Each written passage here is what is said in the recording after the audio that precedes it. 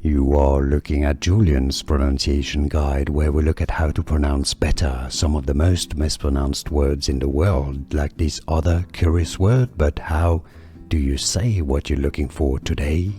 How do you pronounce this brand name? It's a Korean brand name of cosmetics. For more names from beauty products and luxury and fashion, make sure to absolutely stay tuned. Alright, so let's break down how to say it.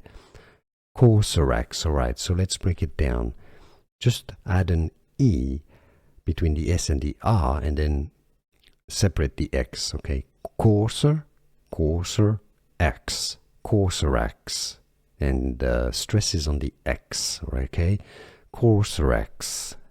Now you know. Here are more videos on how to pronounce more confusing words and names too many mispronounced. Like this video if you found it useful. I appreciate your support. I'll see you soon and thanks for watching.